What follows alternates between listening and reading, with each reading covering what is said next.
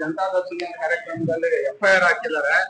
ಒಬ್ಬ ಮಹಿಳಾ ಅಧಿಕಾರಿಗಳನ್ನ ಬಳಸ್ಕೊಂಡು ಸುಳ್ಳು ಎಫ್ಐಆರ್ ದಾಖಲಿಸಿರುವಂತದ್ದು ವಿಡಿಯೋಗಳಲ್ಲಿ ದಾಖಲಾಗಿದೆ. ಇದು ಎಲೆಕ್ಟ್ರಾನಿಕ್ ಎವಿಡೆನ್ಸ್ ಆಕ್ಟ್ ಅಲ್ಲಿ ನ್ಯಾಯಾಲಯದ ಮುಂದೆ ನಾವು ತಂದಿದ್ದೀವಿ. ಈಗ ಆಲ್ರೆಡಿ ನಾವು DIGಗೆ, ಮುಖ್ಯ ಕಾರ್ಯದರ್ಶಿಗೆ ಮತ್ತೆ SP ಕೂಡ ಆ ಪ್ರೊಸೀಜರ್ ಅಲ್ಲಿ ಹೋಗ್ಲಿ ಅಂತ ಹೇಳಿ ಎಫ್ಐಆರ್ ದಾಖಲಿಸಬೇಕು ಅಂತ ಕೊಟ್ಟಿದ್ವಿ.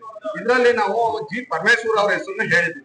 G. ಪರಮೇಶ್ವರ್ ಅವ್ರ ಮೇಲೆ ಎಫ್ಐಆರ್ ದಾಖಲಿಸಬೇಕಾದ್ರೆ ಸಾಂಕ್ಷನ್ ರಿಕ್ವೈರ್ಡ್ ಅಂತ ಕೆಲವೊಬ್ರು ಹೇಳೋದ್ರಿಂದ ನಮ್ಮ ರಾಜ್ಯ ಉಪಾಧ್ಯಕ್ಷರು ಕೂಡ ಏನು ರಾಜ್ಯಪಾಲರ ಅಂಡರ್ ಅಲ್ಲಿ ರಾಜ್ಯಪಾಲರಿಗೆ ಪ್ರಿವೆನ್ಷನ್ ಏನು ಅವ್ರಿಗೆ ಪೂರ್ವಾನುಮತಿ ಕೊಡ್ಬೇಕು ಅಂತ ಹೇಳಿ ಅವ್ರ ಮೇಲೆ ಎಫ್ಐಆರ್ ದಾಖಲಿಸೋದಕ್ಕೆ ಅಂತ ಹೇಳೋದು ಪತ್ರವನ್ನು ಕೂಡ ಅವರು ಕೊಟ್ಟಿದ್ದಾರೆ. ಈ ವಿಚಾರದಲ್ಲಿ ಕೆಲವೊಂದು ಪ್ರಕರಣದಲ್ಲಿ ಒಬ್ಬ ಜನಪ್ರತಿನಿಧಿ ಆಗಿರ್ಲಿ, ಒಬ್ಬ ಸರ್ಕಾರಿ ಅಧಿಕಾರಿ ಆಗಿರ್ಲಿ, ತನ್ನ ಡಿಸ್ಚಾರ್ಜ್ ಅಫಿಷಿಯಲ್ ಡ್ಯೂಟಿಯಲ್ಲಿ ಇಲ್ಲದಂತಹ ಸಂದರ್ಭದಲ್ಲಿ ಯಾವುದೇ ಕೃತ್ಯಗಳನ್ನ ಎಸಗಿದಾಗ ಅದಕ್ಕೆ ಪ್ರವೋಕ್ ಮಾಡಿದಾಗ ಸಾಂಕ್ಷನ್ ನಾಟ್ ರಿಕ್ವೈರ್ಡ್ ಅಂತ ಹಲವು ಜಡ್ಜ್ಮೆಂಟ್ ಗಳಿದೆ.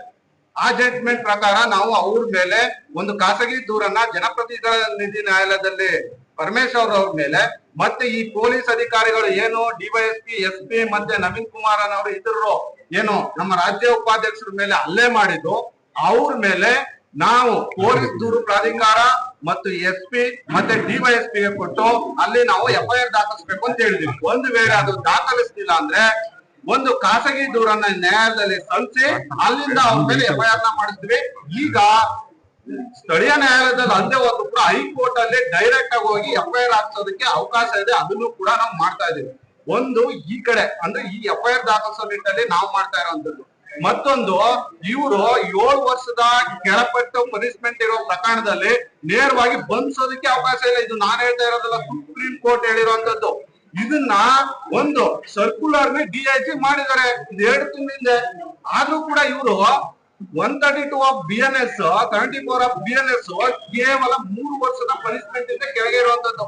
ಈ ಪ್ರಕರಣದಲ್ಲಿ ನೋಟಿಸ್ ಕೊಟ್ಟು ಅರೆಸ್ಟ್ ಮಾಡ್ಬೇಕು. ವಿತೌಟ್ ನೋಟಿಸ್ ಇಲ್ಲಿಗಲ್ ಡಿಟೆನ್ಷನ್ ಮಾಡಿ ಅವ್ರನ್ನ ಅರೆಸ್ಟ್ ಮಾಡ್ಕೊಂಡು ಹೋಗಿದ್ದಾರೆ. ಅರೆಸ್ಟ್ ಮಾಡ್ಬೇಕಾದ್ರೆ ದೈಹಿಕವಾಗಿ ಹಲ್ಲೆ ಮಾಡಿದ್ದಾರೆ ಅನ್ನೋದನ್ನೆಲ್ಲ ದೂರಲ್ಲಿ ನಾವ್ ಹೇಳಿದ್ವಿ. ಇದು ಕೂಡ ಅಕ್ರಮವಾಗಿ ಬಂಧನ ಮಾಡಿರುವಂತದ್ದು, ಕಾನೂನುಬಾಹಿರವಾಗಿ ಬಂಧನ ಮಾಡಿರೋದು ಕೂಡ ಕರ್ತವ್ಯ ಲೋಪ ಮತ್ತು ಅಧಿಕಾರದ ದುರುಪಯೋಗ ಕಾಯ್ದೆಯಲ್ಲಿ ಬಂದಿದೆ. ಈ ವಿಚಾರದಲ್ಲಿ ಲೋಕಾಯುಕ್ತಕ್ಕೂ ಪ್ರಕರಣ ದಾಖಲಿಸ್ತೀವಿ. ಆದ್ರೆ ಯಾವ್ದಾದ್ರೂ ಇರ್ಲಿ ಪ್ರಾಮುಖ್ಯತೆ ಸಂವಿಧಾನ. ದೂರು ನೋಡಿ, ಫಸ್ಟ್ ನಾವು ಕೊಡ್ತಾ ಇರೋದು ದೂರು ಪೊಲೀಸ್ ದೂರು ಪ್ರಾಧಿಕಾರ ಅಂದ್ರೆ SP ಮೇಲ್ಪಟ್ಟವ್ರಿಗೆ ರಾಜ್ಯ ಪೊಲೀಸ್ ದೂರು ಪ್ರಾಧಿಕಾರಕ್ಕೆ ಒಂದು ಕಂಪ್ಲೇಂಟ್ ಕೊಟ್ಟಿದ್ವಿ. SP ಇಂದ ಕೆಳಮಟ್ಟದ DYSP, ಸರ್ಕಲ್ ಇನ್ಸ್ಪೆಕ್ಟರ್ ಮತ್ತೆ ಇನ್ಸ್ಪೆಕ್ಟರ್ ವಿರುದ್ಧ ಜಿಲ್ಲಾ ಪೊಲೀಸ್ ದೂರು ಪ್ರಾಧಿಕಾರಕ್ಕೆ ಕಂಪ್ಲೇಂಟ್ ಕೊಟ್ಟಿದೆ. ಮತ್ತೆ ಜನಪ್ರತಿನಿಧಿಯ ಕೋರ್ಟ್ ಅಲ್ಲಿ ದೂರು ದಾಖಲಿಸಲು ರಾಜ್ಯಪಾಲರಿಗೆ ಪೂರ್ವಾನುಮತಿ ಕೇಳೋದಕ್ಕೆ ಪತ್ರ ಬಂದಿದೆ. ಇಷ್ಟು ನಾವು